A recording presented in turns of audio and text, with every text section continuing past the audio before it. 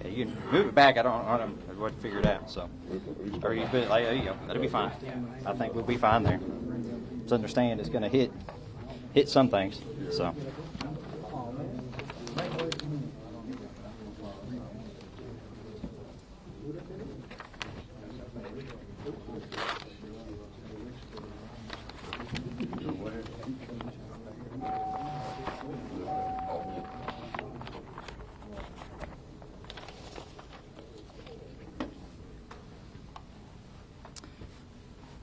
Everybody ready? Everybody good? Anybody need me to say anything before we get started? Everybody's audio good? Good. I get to look over for once here. So,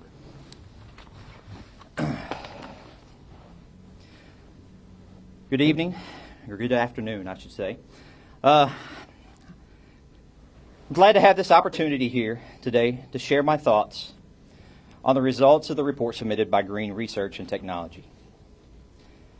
As with any outside or independent review of an organization, you will always find areas to improve. And this report is no different. While we strive for excellence, the fact of the matter is, we are human. Mistakes have been made, and we will make mistakes in the future. We try our best every day to limit and minimize those mistakes through training, adherence to policies, and effective supervision. While this report focused on the previous 2 years, I believe it is important to highlight the fact that in those 2 years, our department has responded to 102,940 calls for service. While I recognize that any complaint is one too many, it is worth noting that we responded to 99.82% of those calls for service without complaint. This is short of perfect, but I am no less proud of this statistic and the performance of our officers. I've only had a few hours to review this entire report, but I have been made aware of some concerns, specifically those related to our investigations of complaints. I recognize there are areas and opportunities for improvement in this area, and I have already begun to implement some changes to ensure better accountability. In the days and weeks ahead, I will continue to look for areas of improvement and changes that can be made. I'm also concerned by the perception created by this report and by certain comments by members of our city administration that my administration has promoted more aggressive policing, a lack of accountability, and directing or allowing our officers to make unnecessary arrests. We acknowledge that we are not perfect, and there are situations where we could have made better decisions. I believe these are isolated incidents and not a reflection of the overall conduct of our officers or this department. There were concerns in the report questioning our enforcement of certain laws, such as disorderly conduct and obstructing governmental operations. In the last 2 years, there have been a total of 21,440 charges filed by our officers in Decatur City Municipal Court. Disorderly conduct accounted for only 161 of those charges, and obstructing governmental operations accounted for only 110. Clearly, this is not an indication of widespread misapplication of those charges. Feedback I have received from municipal court and the conviction rates for those arrests under my administration further supports the validity of those charges. In spite of that, I will seek out ways to incorporate the recommendations provided by Green Research. I am very aware of the public's perception of how crime is out of control in Decatur. That perception is simply inaccurate. I've compiled and attached crime data going back to 2003 that indicates that this city is safer under my administration than it has been at any time in the past 2 decades. As just one example of this, in 2008, there were 990 reported burglaries in the city of Decatur, compared to only 117 reported burglaries just last year in 2024. This perception perpetuated on social media is just false. The city of Decatur is a safe place to live. There is crime in every city. Our officers and investigators, they work diligently every day to try to proactively prevent crimes and prosecute criminal offenders. What some might deem as aggressive policing, I would consider it to be proactive enforcement aimed at reducing crime to provide citizens in this city a safe place to live.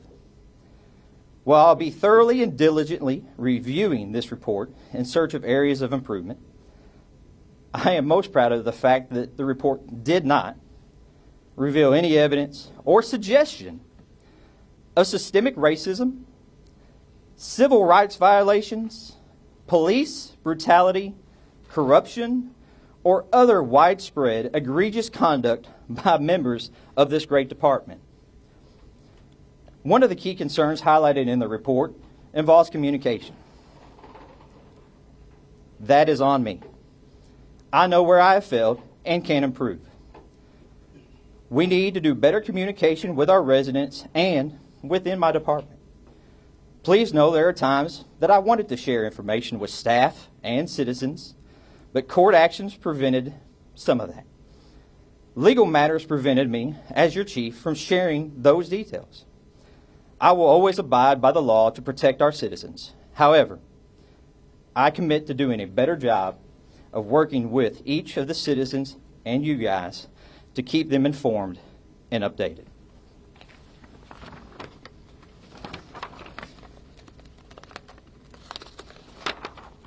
In closing, I would like to thank Green Research and Technology for the work they have done that can help guide us as we continually strive for improvement. I am proud of all these men and women of this department who serve this city every day and have done so under very difficult circumstances. I will reiterate, we are not perfect. We are human, and we will make mistakes, but we will constantly strive to be better serve our community. And as the chief of police, I will continue to provide the leadership required to keep our city safe and to protect and serve our community. I will take a couple questions, just keeping in mind that I've only had a few hours to go over some of the report. I just got it this morning to be able to review, so just understand I may not have all the answers, but we will get back with you with any questions, and Irene will be available. If you have some stuff afterwards, we'll try to get to you. Okay? So. You said the report did not reveal systemic civil rights violations. Maybe the key word there is systemic. However, the review did point out some officers may have erroneously charged, in this case, I'm assuming Perkins demonstrators, with disorderly conduct or OGO while they were exercising their civil rights. Have you considered, or will you consider reviewing those interactions with Perkins demonstrators and based on those reviews potentially offering recommendations to city prosecutors to drop the charges? Yeah, at any point in time, we do that all the time as far as looking at any violations. If we find that there's any issues, we run it through our legal department, and if they concur, we would do that. I could sit here and say we've reviewed a lot of those cases, and I don't believe in this point we've dropped any of those at this point in time. So they're all valid in your position? At this point, yes. I think there's a lot of court matters to some of this. You say you hadn't had a chance to review the report, right? And this is the full report that you were told, as you know, with full redactions? The report that I received today was the report with the redactions. Okay. Can you give an idea on how many of those pages were redacted? That would be up for legal to go through with all that. I think you'll be able to see that on that as well. So. Chief, the review had mentioned in several parts about the need for more community policing and indicated that you were working on some measures. Can you share a little more about what the community policing measures you're working on right now? Yes, sir. I think since I've became chief, look, we started several different things. We started our ACES program back. We've done several Coffee with the Cops, and look, we're always striving to look for better ways to do it. And the truth of the matter is what it takes is to have a good city, a good police department, is some proactive policing, and community policing. It takes both of them to be able to do it. And we have steps that are going into that right now. Obviously, with part of the plan that I put out, there's going to be more of the listening sessions. Some of those were put on hold until we got this report back. So, but yes, those are plans that in the future we'll continue to strive and do better. So. Do you agree with some of the thoughts about training and retraining officers as far as dealing with situations? Look, all these guys right here will always take some retraining and some training. They all love it. Look, we're not perfect. I think I've said that, and we'll continue to do that. And I think even with some things that I may or may not agree with, we're still going to do majority of the recommendations that are in this report. Yes, ma'am. There was reports in there that many officers don't see you as much of a leader. How do you plan to improve upon this for the coming years? Yeah, I mean, look, I think some of that can be misinterpreted through a lot of different things. I don't know. I do know that, let's just say this. I think this showing up here today shows that I am this leader of this department, and they will continue to do that and follow with me. There may be some that may not like me, but hey, that's okay. So. And then going off of the complaints that were filed incorrectly, why were they filed incorrectly? And is there going to be a personnel change because of that? So, like I said, we're going to look to see some areas of improvement. What I can say is all the recommendations that they had in their report of the Office of Professional Standards, that recommendations, all those have been implemented before this report even came out. Through a conversation or two that I had with Green Research through earlier before the report was ever done, there are some things that I was like, we could probably do a little bit better in that area. And we've already implemented that along with some other areas that we're going to do as well as some future retraining and some extra layers of review for all complaints from here on out. How much of a priority is it for you as chief to take these recommendations from the review and actually implement them in your department? Obviously, at any time, I think I've said, we're looking at ways to improve constantly, daily with everything. And that's no case with this, no different with this. We're going to look at these and continue to improve on those and implement. And I think I said that in the statement, we're going to implement several of these recommendations. The review talks a lot about the lack of communication. I want to know more. Is that lack of communication just within the community, or is that also lack of communication within the department as well? I think in the report, from what I remember, it kind of said a little bit of both. I think the guys understand that when I first started, there was a lot of communication. And like I said, I understand where I've lacked in some of that. But I know where I've lacked and where we've already working to do things much better. So. I think that's going to be our last question.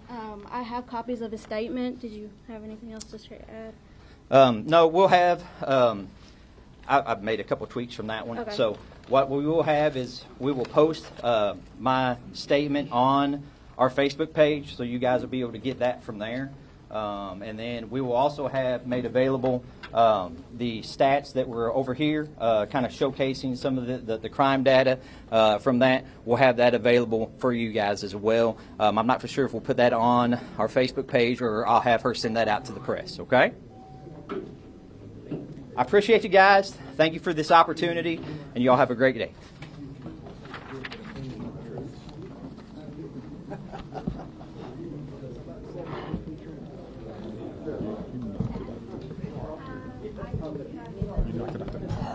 Thank you.